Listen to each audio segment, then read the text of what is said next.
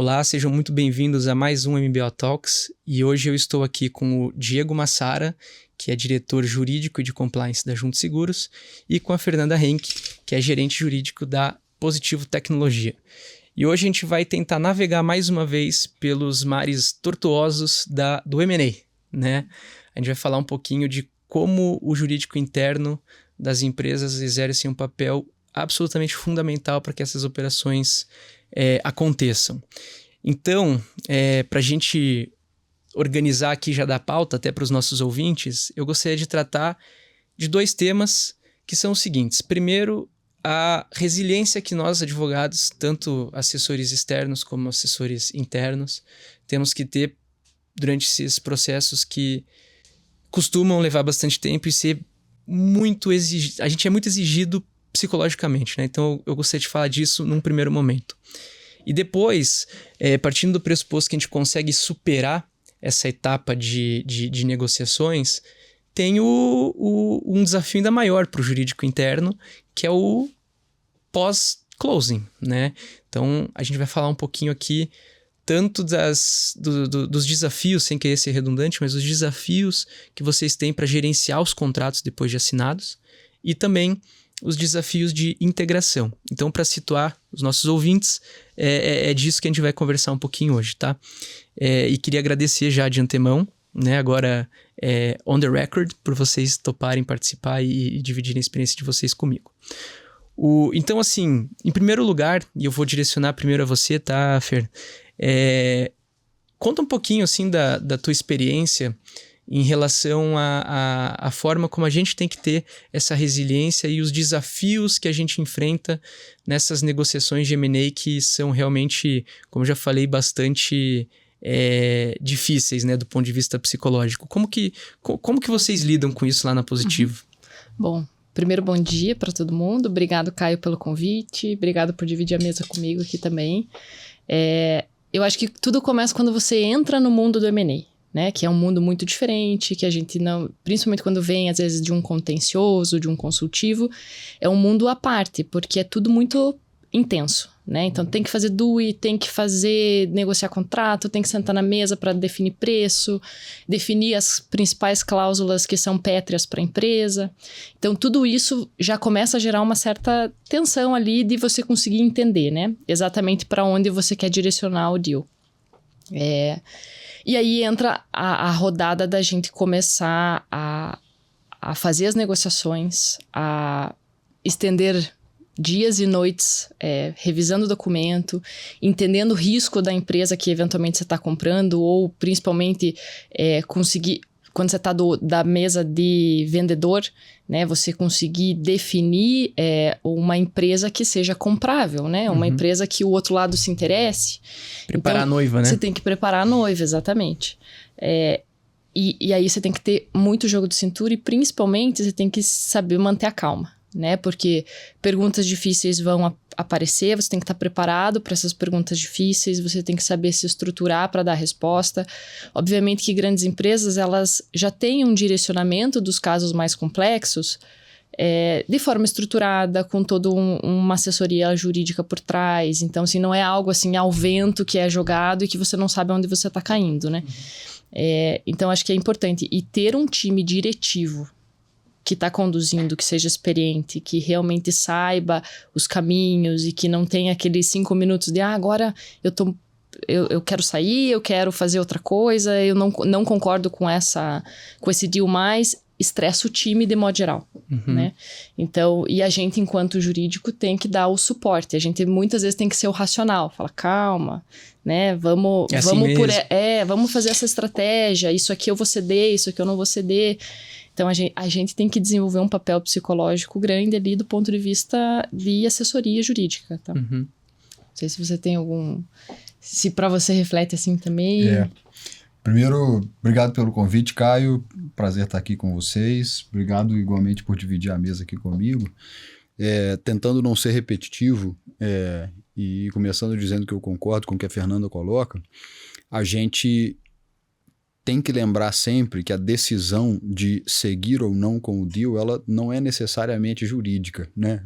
O deal, ele nasce de uma vontade de negócio.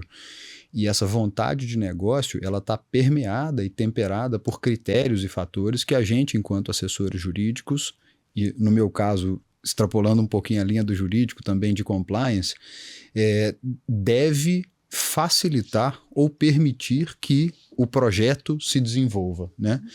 E esse momento de preparação que vocês chamaram aí de preparar a noiva, né? Ele é fundamental para que a gente saiba, junto com as pessoas que tomaram a decisão de adquirir ou vender uma empresa, quais são os critérios e as regras intransponíveis, quais são os deal breakers, quais são os limites que a gente pode percorrer e naquilo que for mais material, quais são as alçadas e as autoridades que a gente deve ter nesse processo de construção nesse momento, né? Claro que o contrato coloca para a gente formalidades um pouco mais perceptíveis, mas isso basicamente é uma tradução daqueles combinados que a gente fez no começo. E aí é legal que você estava falando na sua descrição inicial, né, Fer, de que a gente deveria ser ferramenta de lembrete das pessoas de quais são os combinados que a gente fez do até onde a gente vai.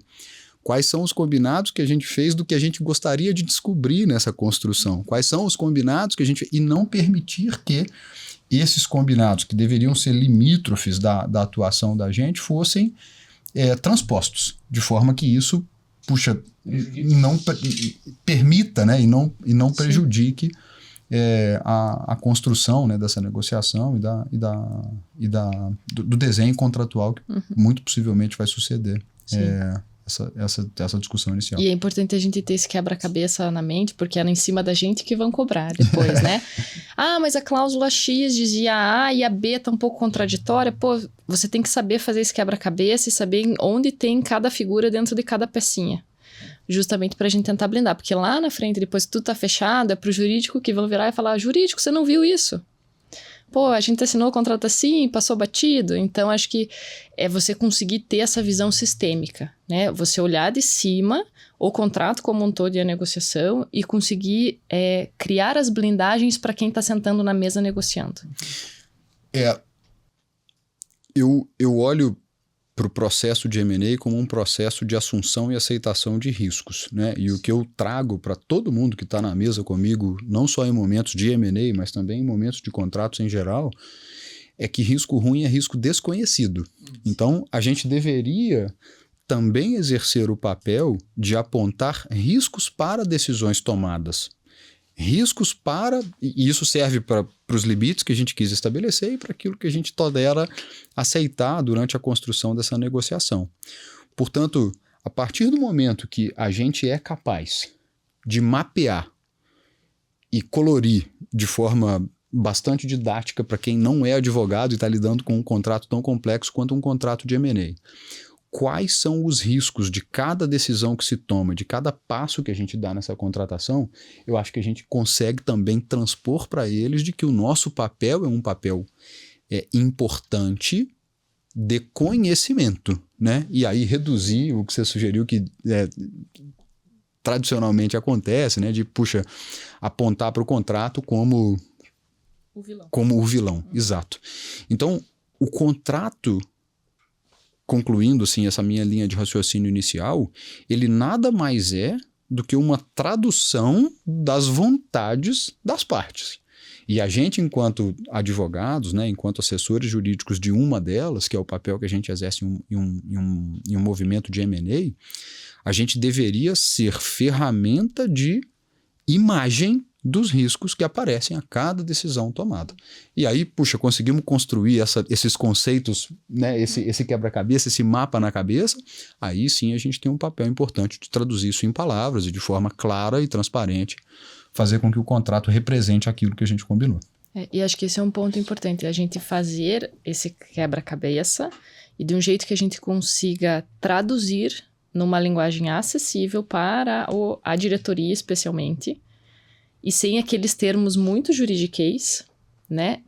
Quais são os riscos e quais as opções que a gente tem de seguir. Menos data VN e mais deal, né? Exatamente. Isso aí. É conseguir ser muito objetivo, porque assim, se você vem com um tratado de Tordesilhas ali, dizendo todos os riscos, eles vão falar, tá, encurta, e qual é a prática disso? O que eu vou fazer na prática para estancar esse problema, ou pedir uma garantia, enfim. A gente tem que ter criatividade para buscar alternativas. Quando a gente acha que tá num beco ali meio sem saída, sempre tem uma oportunidade. Sempre tem que pensar fora da caixa. Assumindo riscos. Claro. Né? Concluindo, portanto, né? Veja, o papel do advogado, ele evolui com o tempo. A dinâmica de um deal, a velocidade, a pressa, a sede, o preço, tudo isso são fatores que importam muito mais do que quão rebuscado ou quão complexo é a utilização de palavras que a gente coloca no contrato. Sim. E o contrato, ele é escrito, eu imagino que a gente vai passar por isso em algum momento no nosso papo de hoje, ele é escrito para tratar aquilo que a gente não espera que aconteça, né? Então, se o que a gente não espera que aconteça, que trará para discussão questões que são tão relevantes, né, e tão, talvez, indigestas, se o contrato, portanto, não se prestar a resolver isso de forma clara e rápida, eficaz, muito possivelmente o contrato não serve para nada. Então a gente precisa lembrar que as pessoas de negócio às quais a gente suporta para botar um deal de pé, elas não querem que o contrato seja bonito e a gente se orgulhe do nosso léxico, né? Da nossa capacidade de usar palavras complexas. E sim, que o contrato se preste a transparecer em um momento que muito possivelmente a gente não esteja mais ali, qual que era o combinado do começo e como que a gente deveria utilizar do contrato como ferramenta de solução de conflitos. Eu vou entrar nessa questão do contrato e eu costumo dizer que o contrato ele sempre conta uma história. E uma história só é boa, bem contada, se ela for clara e te levar do começo, tiver um bom roteiro e uma boa conclusão, né? Mas antes da gente chegar ali, eu quero perguntar uma coisa para os dois, que é a seguinte. O Diego falou que muitas vezes o papel do jurídico interno e do assessor legal é servir como lembrete daquelas questões mais importantes e da onde até todo mundo quer ir. Mas muitas vezes, pelo menos essa é a minha experiência, tá, gente? Num processo em que você fica dentro de uma sala alguns dias seguidos, por muitas horas, não sai às vezes nem para almoçar, chegando 8, 9 da manhã, fica até 2, 3 da manhã, quando não mais, a nossa cabeça ela começa a funcionar de um jeito diferente, porque a gente está ali num nível de exaustão que muitas vezes nos desafia, né? Então eu queria saber assim, como que vocês costumam lembrar vocês mesmos que o nosso papel é servir de lembrete para alguém, porque a nossa cabeça às vezes está 1000 por hora, mas a gente tem que ter calma e falar assim, não, eu não posso extrapolar aqui, eu preciso trazer a racionalidade e de algum jeito fazer com que essa racionalidade permita que o deal avance, mesmo numa situação em que às vezes até você já está meio... como que eu posso falar isso de forma elegante, né? Você tá já meio assim, cansado, vamos dizer, de quem tá ali do outro lado, né? Da tua contraparte. Então, como que vocês administram isso? Eu acho que um primeiro ponto é você nunca estar sozinho do ponto de vista jurídico, né? Então, você vai ter sempre o teu assessor, o escritório que você vai contratar para ajudar a fazer, que ele vai ter um time que vai te ajudar em muitas frentes como essa.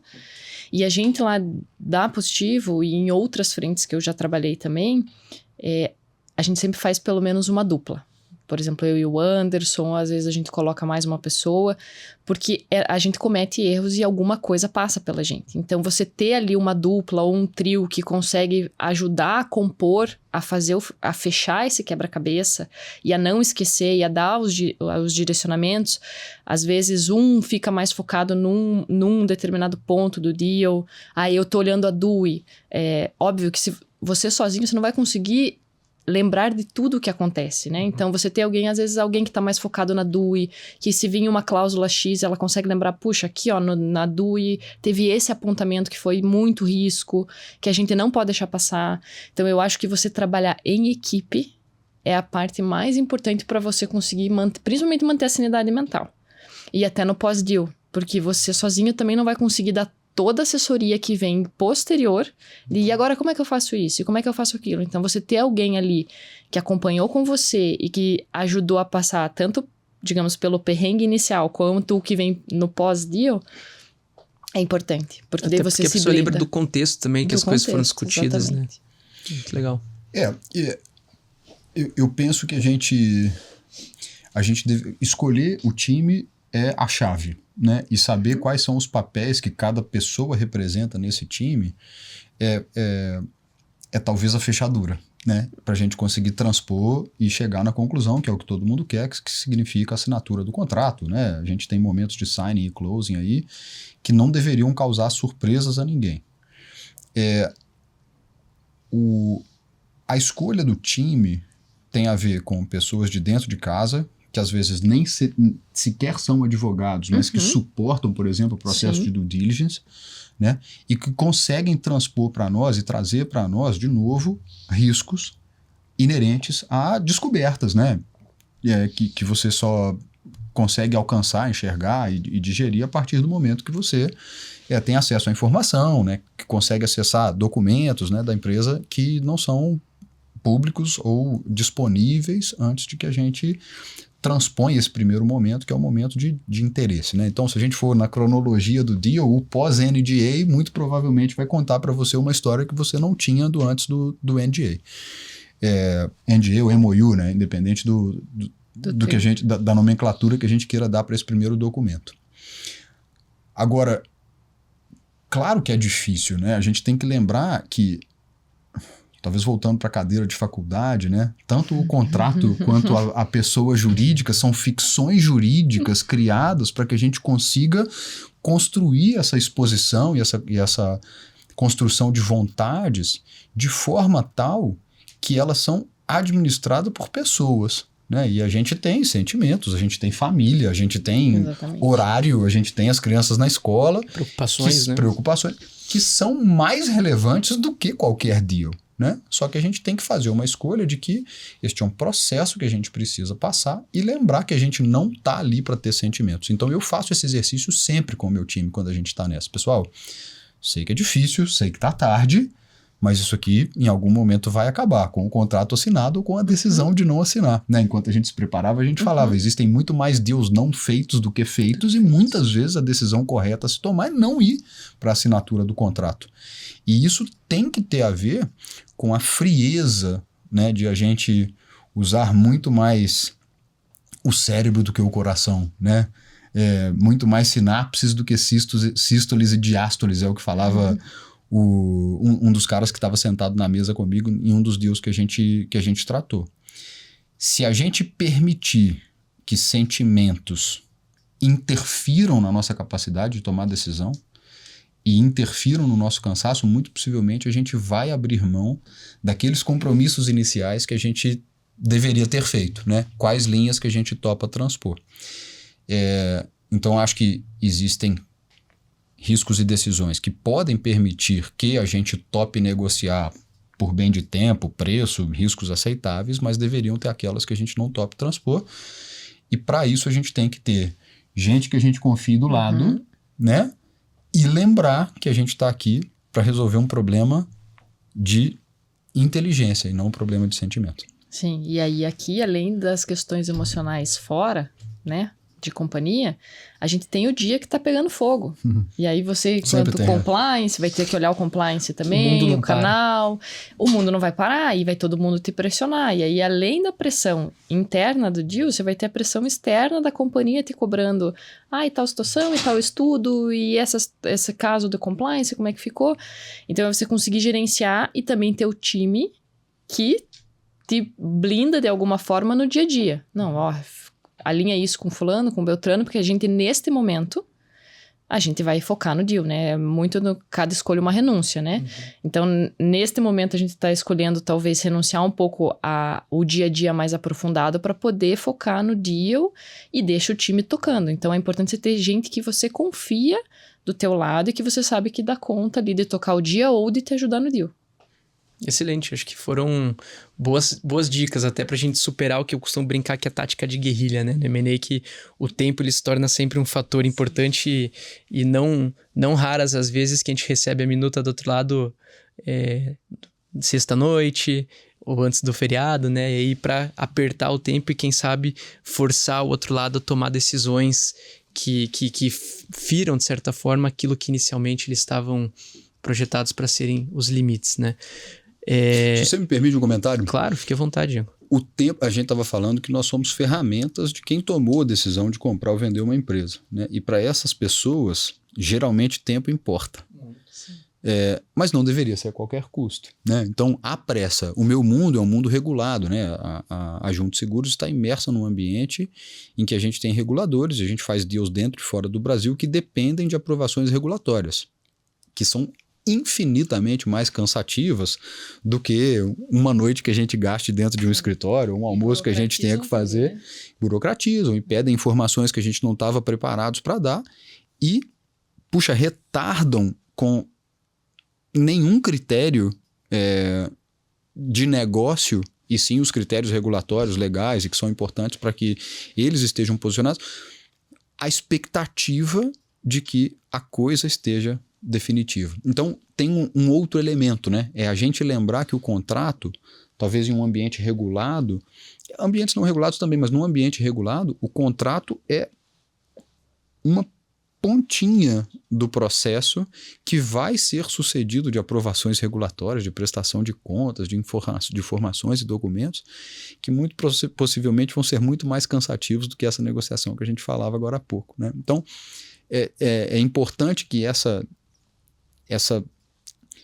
esse retorno sempre aos nossos combinados, né, e à frieza de tomada de decisões, também se lembre de que o contrato é o começo.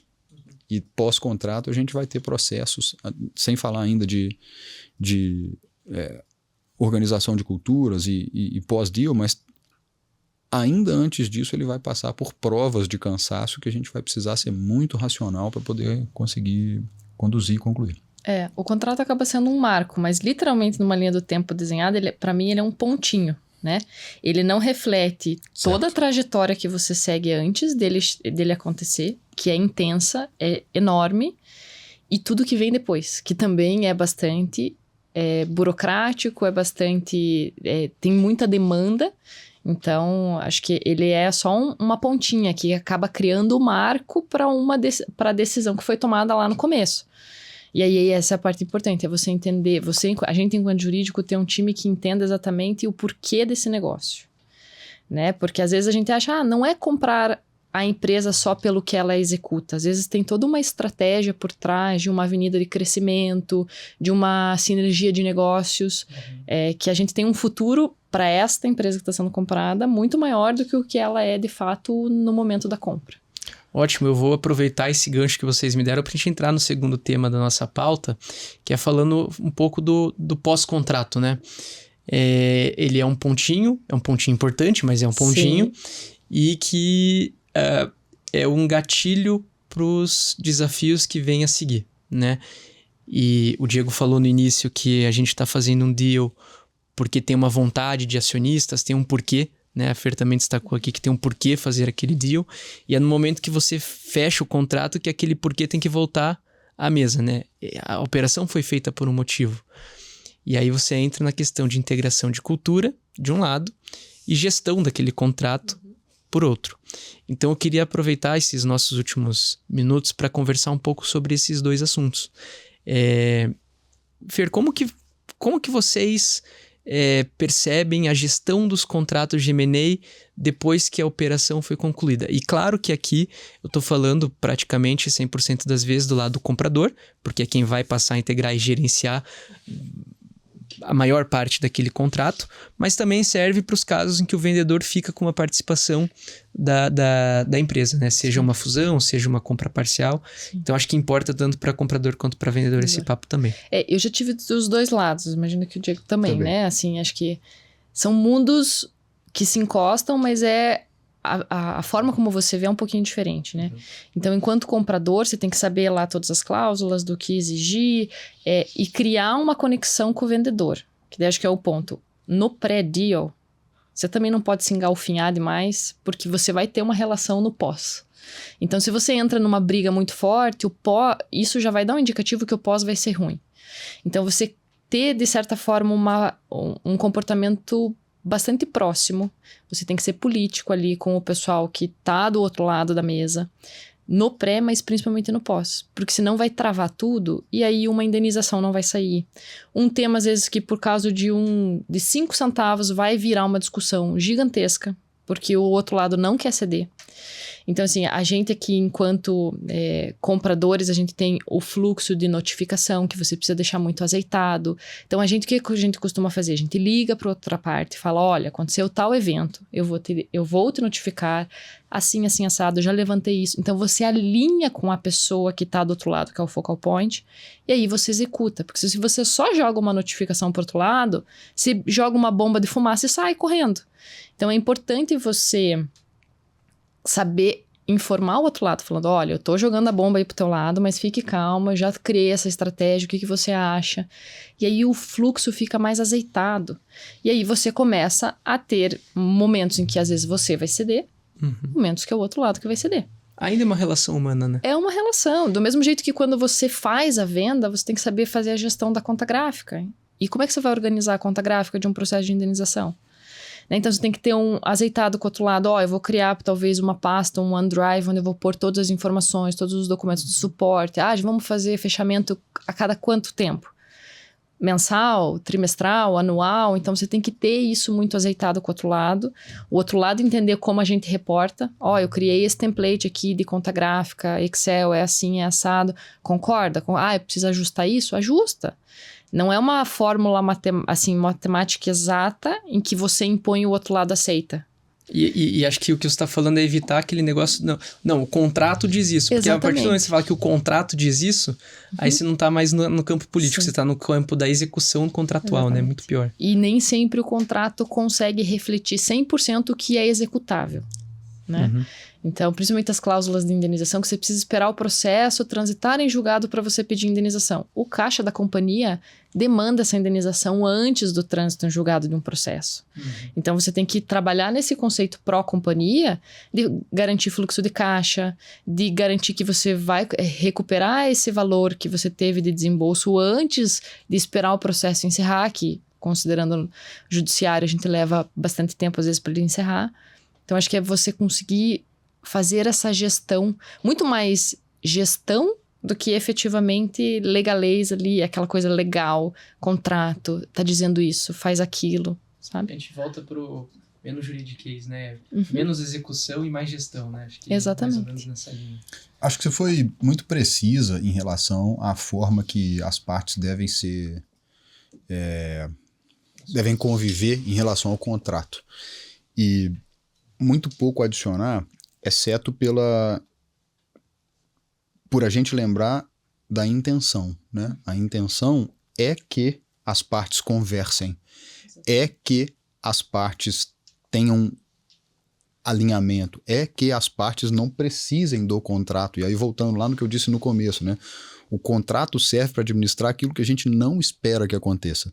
Só que a nossa experiência em M&A já pode colocar a gente em posição de esperar que outras coisas aconteçam, né? E a gente pode esperar comportamento, a gente pode esperar que a partir do momento da assinatura do contrato, outras pessoas que não estavam sentadas na mesa e fazem parte importante da cultura de pelo menos das duas empresas que estão envolvidas, elas passem a exercer papel importante, né? Então, concordando com vocês, eu realmente acredito que a gente tem um papel muito mais profundo do que mero administrador e escritor de um contrato enquanto advogados e assessores jurídicos, justamente para evitar o que vocês colocam como utilizar, né, pôr o contrato debaixo do braço e dizer que o instrumento exige aquilo, porque a partir do momento que você chama o advogado para a mesa, experiência própria, o outro lado vai querer chamar o dele e a coisa não avança. Então é melhor a gente jogar no bastidor, a gente instruir quem são as pessoas de negócio que precisam dessa informação para chegar no mesmo lugar do que a gente exigir que, né, o advogado interprete uma cláusula contratual, insistindo, porque eu não acredito que a gente deveria usar o contrato, senão em caso de extrema necessidade. Mas o que eu queria adicionar é que a gente também tem que lembrar que a gente está olhando para esse pontinho como o marco inicial de uma fusão de culturas. E tem uma porrada de definição de culturas, assim, a que eu geralmente utilizo é que cultura é aquilo que você faz quando ninguém está vendo, né? Então, você consegue assumir que aquela inércia da empresa funcionando, ela está movida por uma série de crenças, uma série de políticas, uma série de documentos, uma série de expectativas, que em nenhum lugar vai ser igual ao outro. Então, a partir do momento que você tem essa fusão de culturas, é também nosso papel orientar para que as boas vontades que estão imbuídas nas culturas que estão sendo basicamente fundidas em um processo de mergers, quer dizer exatamente isso, né? Essa fusão, ela não é uma simples fusão societária, ela é uma fusão de culturas, que elas permitam que as pessoas permaneçam de boa vontade, mas que encontrem um caminho homogêneo de como aquilo vai seguir dali para frente. E isto é ferramenta de que a gente, ou é ferramenta pela qual a gente, enquanto assessor jurídico, se utilize para evitar que o contrato disso, para evitar que a gente precise sentar na mesa como advogado para discutir cláusula X ou Y, e sim permitir que as pessoas conheçam que existe uma intenção que foi traduzida em um instrumento, mas que o bom para todo mundo é que essa fusão de culturas ela aconteça de forma homogênea, ela aconteça de forma alinhada, comunicada, né? E que a gente de fato consiga permitir que isso seja um processo fluido e não um processo, né, de degraus e marcos e, né, checkpoints, assim, que é o que a gente costuma ver que o contrato exige que se faça. E por fim, isso é mais importante que o próprio contrato, porque veja, independente do que o contrato diga, se as partes quiserem, pode, né? Se eles quiserem tomar uma decisão, apesar do que o contrato diz, pode. Às vezes você vai precisar escrever, né? Puxa, olha, a gente combinou aqui, vamos escrever que a gente combinou para seguir. Outras tantas é um pormenor tão, assim, relevante, é um menor, que basta que você tenha a evidência de que as partes conversaram. Às vezes um simples e-mail. Eles conversaram, um e-mail. E serve para que essa fusão de culturas não seja permeada por esse, né, o que a gente falava de legalejo ou contratez, né, que é o exigido aí para que a coisa esteja formalizada. E eu acho que o que você falou é verdade. A fusão societária, para mim, é teoricamente a parte fácil. Uhum. A fusão de cultura e das pessoas é a parte mais desafiadora. E aí é importante começar a organizar a questão de transição, especialmente com o olho em gente, né? Porque quem é vendido, o pessoal que fica, tem uma série de temores, tem uma série de ansiedade, e é importante você entrar e acalmar esse pessoal. Por mais que aconteçam mudanças ao longo do caminho, se você mantiver o pessoal muito estressado, muito desesperado, aí começa a sair do controle, né? Então, acho que esse é um ponto importante, olhar para a parte de gente, né? Acalmar e principalmente mostrar que as coisas estão sob controle e que as coisas vão acontecer devagar. Até porque não dá para chegar com o pé na porta, né? É isso mesmo.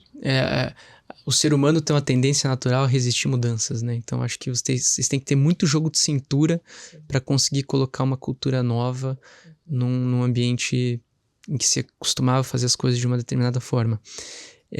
Vocês chegaram a participar em algum momento de algum deal em que essa parte de integração de cultura foi difícil? Eu participei de um, especificamente, que a gente vinha de um acionista americano e a gente mudou para um acionista chinês. E eu estava dentro da empresa que foi vendida. Uhum. Então, o choque de cultura é bastante grande, assim, é violento, são culturas muito diferentes, cada uma com seus certos e errados, né? Acho que não tem uma fórmula, mas é muito difícil de você, principalmente, mudar o mindset, né? Puxa, a gente sempre fez assim, a gente sempre teve esse foco. De repente, não. Agora tem que escrever um monte de política, porque tem uma série de regramentos que você tem que fazer alinhado com o que o acionista novo está propondo e fazer essa adaptação. Então, assim, quem fica tem que abrir a cabeça, estar aberto a essas mudanças. E quem vem, o acionista novo que vem, tem que estar preparado para pisar num terreno que ele nunca pisou. E fazer com calma, né? Porque se for muito assim no forceps, aí começa a dar ruído, você perde talento. E é o talento, muitas vezes, que ajuda a fazer o dia rodar sem grandes ruídos. Então, você tem que criar essa estratégia de quem você precisa manter aqui dentro, que é essencial para o negócio. Né? Às vezes é muito comum fazer alguns contratos de retention dessas pessoas justamente na data do closing, porque a gente precisa desse pessoal por pelo menos 1 ano ou 2 anos para aprender o negócio e entender como funciona. Então, acho que é muito importante você saber, você ter a mente aberta, especialmente para essa transação, né? Ponto 1, mente aberta. Mente aberta. E no segundo ponto é você estar disposto, né? Uhum. Você tem que estar disposto a entender o outro lado, você tem que estar disposto a falar, não, então vamos fazer diferente, vamos tentar, não adianta ficar naquela, não, mas sempre foi assim, vamos fazer assim, e dizer que não dá, né? Abre a cabeça. Ou seja, é praticamente a mesma coisa que a gente precisa no ambiente de negociação para contornar os desafios, né, da exaustão do deal. A minha resposta para sua pergunta, você perguntou, né? Vocês já participaram de algum em que a fusão de cultura foi desafiadora? Eu acho que a minha resposta para isso é todos. Assim, Sim. Por alguma razão, de alguma forma. E aí, a gente traz para dentro de casa, sendo extremamente racional e não sentimental, complementando o que você diz, né? O pós-deal é uma questão de sobrevivência. É isso. Assim, ele pode ser mais fácil ou mais difícil, e eu concordo com você que é mais difícil sobreviver àqueles que foram vendidos, e o segredo é abrir a cabeça. E aí, Charles Darwin, né? Na natureza, sobrevive não o mais inteligente nem o mais forte, e sim o que melhor se adapta. Então, é preciso que a gente traga essa regra para a nossa natureza corporativa e entregue isso transparentemente para as pessoas. E isso serve para nós também. Nós somos advogados, mas nós não somos imunes a essa regra, né? Pode ser que, poxa, a gente tenha exercido um papel extremamente importante para a construção do deal e o nosso perfil não sirva para o pós-deal. Então, a gente, da mesma forma, precisa se adaptar.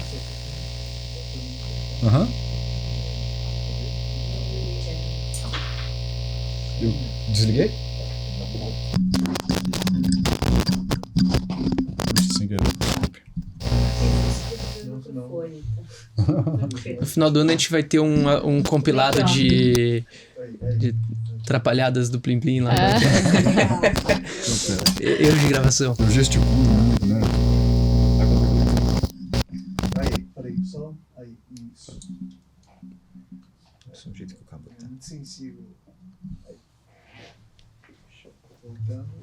Então, retomando o raciocínio aqui, a minha visão a respeito do desafio de culturas é que a gente também exerça o papel de dizer para essas pessoas que no fim são de fato o grande alvo desse movimento, que a decisão foi tomada por quem é o dono ou o acionista. Infelizmente, essa decisão é tomada sem que todas as pessoas sejam ouvidas, né? E se elas fossem ouvidas, muito possivelmente a decisão sequer seria tomada. Então, é importante que a gente entregue uma mensagem clara e transparente de que é um momento novo. E a gente não tem ingerência sobre esse momento novo. E é uma questão de sobrevivência se adaptar. Não acho que é fácil, acho que é elemento, acho que o contrato é sim capaz de dizer... ou de dar pistas a respeito do que vai ser esse novo momento, mas também acho que é papel de cada um exercer a sua função e desempenhar a sua função de forma tal que você se torne tão indispensável quanto, tão talento quanto, tão bom quanto você era antes desse movimento. E eu acho que abre oportunidade, né?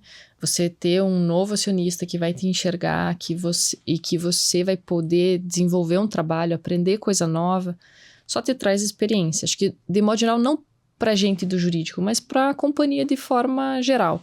E a gente, enquanto jurídico, a gente faz o deal, atende o pós-M&A, mas a gente vai atender as dores das pessoas que estão na transição e na fusão no dia a dia. Ah, mas porque a gente fazia assim e agora estão mandando fazer assado porque isso é errado. Você fala, não, talvez não seja errado.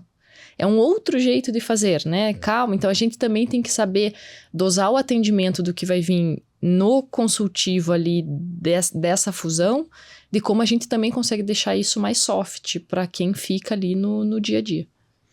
Excelente. E assim eu acho que a gente consegue... tô sendo pretencioso porque eu não sou jurídico interno, né? Mas de vez em quando a gente ajuda o jurídico interno também com algumas demandas. Mas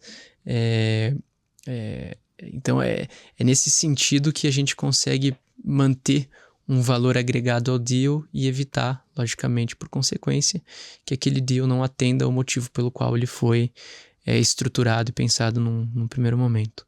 Pessoal, acho que é isso. Eu fiquei muito feliz com a participação de vocês dois, eu repito. Eu acho que quem nos escutou até aqui vai ter muito realmente a aprender com a experiência de vocês, que é fantástica. Obrigado. Obrigada a vocês. Obrigado a vocês. E até a próxima. E até uma próxima oportunidade, quando vocês entenderem que a gente ajuda ou ilumina aí a iniciativa de vocês, tá bom? Combinado. Obrigado.